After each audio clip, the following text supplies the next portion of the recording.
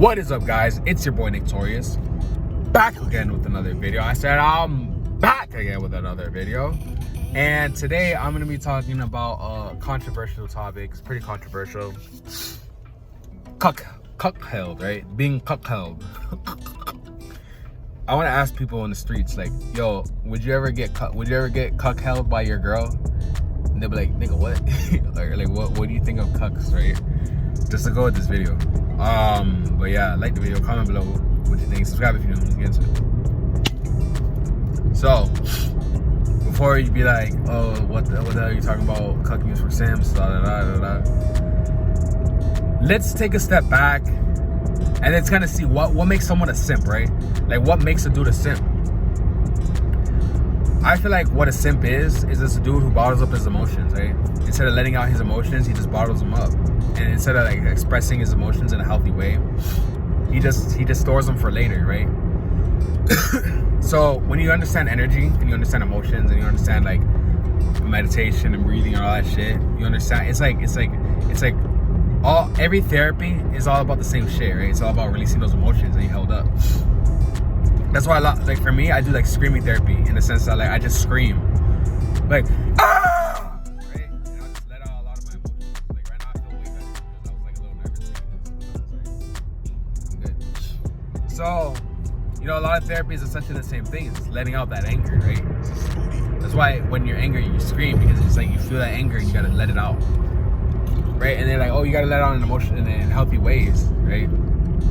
So one way that dudes let out their anger is through simping, right? That's what misogyny is, right? Like when you think about misogyny, you think about like, oh, these dudes hate women. Dudes would hate women on all this stuff, yada yada yada. It's like they hate girls, but it's like, why do they hate girls? Like for what? Like dudes, like girls are so open to say, oh, we hate men. Like I can't tell you how many times like I interview a girl in the street and I'm telling you, I can tell you how many times, but and they're like, oh, I hate all men. Like it literally happened yesterday. Like, oh, I hate all men, right? The girls are always saying like that. So, you know, dudes feel the same way. Like, it's all right for a girl to say that they hate men and to bottle up their emotions. That's what girls do, right? They're very passive aggressive because they're not as strong enough as a dude to really like do some damage with their emotions, right? Or like with their bodies. But dudes, you know, like society wants us all to bottle up our emotions, but it's like that makes you a weak man, right? To bottle up your emotions makes you a weak man. That's why being cuckheld is associated with weakness, right? With being a weak man. Like only weak men like to be cuckheld, right? But cuckhelding is a form of therapy if you think about it, because when you're bottling up all those emotions, right? Like anger, like a lot, like for me specifically, I was never allowed to really express anger in my house, right? Because it's like I'm a little kid, so to be angry is to throw a temper tantrum, and like my parents, like my mom, she wasn't having that. So you would get your ass beat, or you would like get talked down to because they don't want you expressing your anger. So you would just bottle up all your emotions, right? Just bottle them up. And the thing about being cuckheld is like a lot of dudes think like, oh, it's like these dudes get turned on by, you know, seeing their girl with another dude. But it's like, if you think about it, right? Anger, like when you think of like makeup sex, right? Like when you think like, oh, we had makeup sex, right? Like what's the, like I've never really had makeup sex because like I've always been with people that bottle up their emotions too, right? So we never really had that passion. But when you have makeup sex, it's because what happens is like anger is like a form of arousal in a sense, right? If you think about it, like when you're being very angry, it's like a form of arousal, right? So I remember one time my neighbor, right? Like when I was living in my old house, my neighbor was he came, like he was talking to me one day, and then he was telling me about how like he took steroids, right? And when he took steroids, he said he lost so much weight, right? Like he said he used to be really fat. He took steroids, and then he's like, oh, that shit just burns your fat. It just gets rid of all your fat, right? It just makes you lose all your fat, right? And I remember when he was telling me that, that's when I was like learning about energy and shit. I was like learning about energy and the solar system and all that shit, right? And what happens is like he was explaining to me about how like the steroids made him lose all that weight. when you think about fat, right? What is fat? Fat is just a way that you store energy, right? Fat is just a storage of energy. Like if you look that up, fat is a storage of energy, like literally, right? It's like a refrigerator and it's full of energy. What happens when you take steroids? You get roid rage, right? You get roid rage. Let's remember that, right? Remember that term. Because what happens is like when you're losing weight, right? Like let's say you're exercising, like you're running. Why does exercise make you lose weight? Because what happens is, an easy way to see exercise is like you have fat cells, right? And your fat holds all your adipose tissue or whatever, and it's like it holds your energy. What is energy? Energy is emotions, right? When you have stubborn body, they always call it stubborn body fat, because what happens is that people feel their emotions, like they have emotions, right? Like something traumatic happens to you. Like a lot of times when you pass through your traumas, you'll see that you start losing weight, right? Like if you're fat and you get past your traumas, you start losing weight, right? Because the thing is, it's like you can exercise all you want, you can eat as healthy as you want, you're gonna quit. But then once you like pass your traumas, then you're gonna be at like a healthy body weight, right? That's what happens to a lot of people. I mean, I can't really say because I've never had that happen to me, right? So I can't really say for everyone, but it is something I learned, right? So what happens is you basically lose all that fat because you pass all your traumas. But what are those traumas? Those traumas are energy, right? When you're breathing shallowly, like not really breathing 100% fully. Because first of all, your breath is what combusts. Like if you think about it, right? If you ever watched Avatar: The Last Airbender, you understand that like the Fire Nation, right? Like if you look at Uncle Iroh, he had something called the dragon's breath, right? And what is the dragon's breath? Like if you look at Godzilla, dragons were always able to breathe fire, right? Dragons were always able to breathe fire. But why? Why were they able to breathe fire, right? Because they're air. Air makes fire stronger, right? It's like when you gotta breathe on a fire in order for it to be big. What happens is your breath is like fire. Like every time you breathe, it's like a fire going into your belly, right? Like when you breathe through your nose, there's so much like shit in this fucking video, right? When you breathe through your nose is different from breathing through your mouth, right? Because like if you think about it, the breath of the dragon doesn't come out of its nose. The dragon breathes in through his nose, his nostrils. The nostrils heat up the air, right? And that heated up air, you use it to massage your organs, and then you breathe out through your mouth, right? And what happens when you breathe out, you get the fire, right?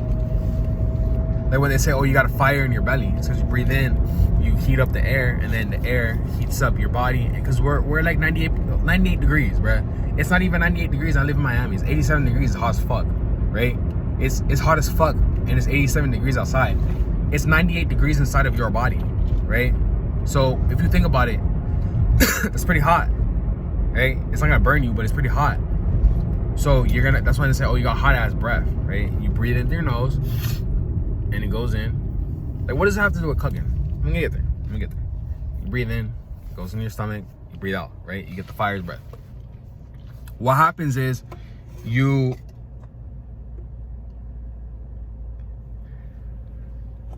to see fat, you gotta understand it's like a being on a train, right? Like fat is basically coal. Like if you see fat as coal, what do you do? Like when you're on a train, right? Like back in the days, what they would do is like they would take the coal and they would put it in the furnace, and then you heat it up, and then the coal makes energy, right? It makes the train go. The train is able to move because of the coal is being burned.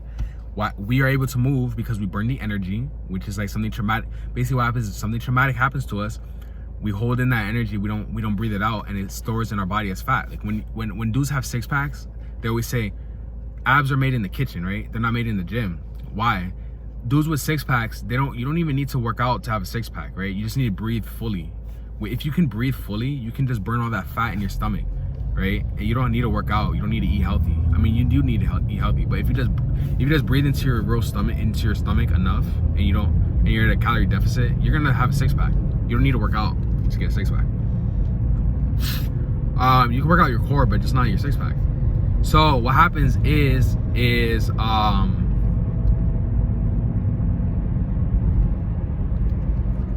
breathe in, right? Like something like, let's say that your mom hit you, right? And then it's like a traumatic incident, and your mom's like, oh, don't fight back or whatever. So you just gotta take it, and then you don't breathe fully. So what happens is that traumatic incident is energy, right? And you hold on to that energy and you store it in your body as fat, right? It stores in your fat cells, and your body's like, oh, I'm gonna use this energy for later, right? Instead of just like letting it free, you just store it.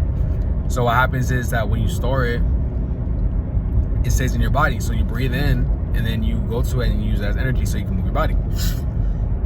So what happens is that when you take steroids, the steroids basically just use up all that energy, right? So that's why they say, oh, it burns up all your fat. The steroids burn your fat. You get that roid rage, right? So it's like all the suppressed emotions of rage that you had. Like, let's say that you were so angry at your parents, but you had no way to express that anger, so you just bottle it up. It's stored in your fat, right? So you bottle that up. You bottle up that fat. You bottle up that emotion of anger. The steroids allow you to release that, right? It burns fat. So what happens when you burn that fat? It's like it's like putting a food in the fridge, right? You put the food in the fridge and you open it up, right? You open up the fridge and then you take it out, and now you have an empty fridge. You gotta throw away the fridge, right? So then it's less stuff in your house. Obviously, you're not gonna throw away the fridge in your house, but use that as an example. So you throw it away, and then you have less. So when you have steroids, you're able to have that perfect physique because you have no more body fat, because all those emotions are gone. That's why girls are attracted to dudes that have those crazy bodies, because when you have a crazy body, I've been working out for all my life, but I never really was dealing with my emotional issues, so I was never able to get the body I wanted, and it would be very frustrating. But what happens is we bottle up these emotions, and when we do that, when we bottle up those emotions, what happens is we I forgot what I was saying. When we bottle up those emotions, we basically we store them for later type, right? We store up those emotions for later, and we bottle them up. And what happens next?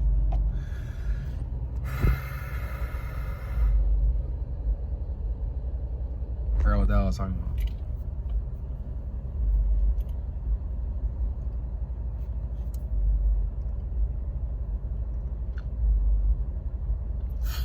So with the emotions of anger, right? When it comes to the emotion of anger, we take when you take the steroids, they basically unleash all that anger, right? And unleashes it, and it burns it as fat. But then you get that roid rage. You're like, oh, I'm just angry, because it's like all that same anger. Anger is arousal, right? So let's say that you're going through your girl's phone, right? I remember one time I was going through my girl's phone, my ex's phone, right? And I saw some nigga was like texting her and shit, and then I got super angry. But the thing is like you get kind of horny at the same time, but it's like a weird kind of horny, right? It's not like a horny where it's like, oh yeah, I really want to fuck right now, right? It's kind of like a horny of like you kind of just really feel like it's like a weird kind of anger. It's like that jealousy, right? It's like jealousy. Like no one really wants to feel jealous. Like no one really wants to feel that jealousy. But jealousy kind of does. Because the whole point of jealousy is to make you understand that you got something and not to take it for granted, right? So if you're not taking it for granted, the way to remind yourself to not take something for granted is to be jealous about it, right? So because when you're jealous, you're more protective. So it's like the jealousy kind of activates your arousal, right? So it's like a specific form of arousal. It's kind of more powerful than regular arousal, right? Like when you're just like, oh yeah, I'm gonna get this girl, because you can take her for advantage. You can take her for granted real easy, right? But if you're like jealous, you kind of get this primal sense of, oh shit, I'm about to lose this. It's like a sense of loss plus like that arousal, So it's like you're like, oh shit, I can lose her. Let me really put in effort, right? So it's just to remind you, but it's like very potent, right? It's very like it's very powerful in a sense that like it makes you want to react. It makes you want to do, like to go ham. You feel me? So when you're being cucked, it's funny because it's like that jealousy. You watch your girl get fucked by another dude, and it's like you unleash all those feelings of jealousy, and that jealousy is like a specific kind of horny. You know, it's like a horny that, I don't know. I don't even know how to explain it. It makes you feel good, kind of, but it's bad. It's a bad feeling, but it's a good feeling at the same time, right? That's why they say strong men don't get cucked, right? Strong men are into being cucked because they already understand how to deal with their feelings, right? A strong man is a person who is able to deal with their feelings. They don't get very easily startled. They don't get impressed by too much. They don't get, they're just being themselves, right? They're able to, like, emotion comes and they're like, all right, bet, whatever, and they move on. They get shit done. A man who's not strong bottles up his emotions and he overreacts because he doesn't know how to express that emotion, so he, like, goes crazy, ballistic, whatever. He's very prone to being cucked, right? He's very prone to, like, being cucked is like the only way for him to let out that emotion. And that's why I say, is being cucked a form of therapy? Because it's like, the whole point of therapy is to unleash those emotions that you have bottled up. So when you unleash those emotions of anger that you've had all your life, like from your parents, from people that, bullied you or, like, talked down to you, or, like, people that just, like, talk shit to you or whatever, like, when you have those feelings, it's like you're unleashing it. So it's like, yeah, you might want to get cucked, like, oh, like when people are like, oh, is being cucked like your thing? Like, yeah, I love being cucked. I love being cucked, right? But it's like, how much being cucked do you like, really? Like what is your tolerance for being cuckheld? Because it's like, I feel like this is just my theory, right? I'm just thinking about this. Like, I don't really know, but I feel like the more emotions that you have bottled up that you release from being cucked, the less you kind of really want, you desire it, I don't know. I've never been cucked, so I don't, it's something to think about. Yeah, with that being said, comment what you think. Is being cucked a form of therapy? Like the video, subscribe if you're new, and if you have any questions, just DM me on Instagram at Torius, at 6 Feet Interviews, and I'll make a video talking about your question. And don't forget to subscribe to the Patreon and to donate to my charity, A Hand on the Mountain. Link is in the description. If you want to help all needy kids and stuff, like people that need stuff, like equipment or whatever, to, like, reach your goals. So like the video and go do all that, and I'll catch you guys in the next one. Peace. Also, yeah.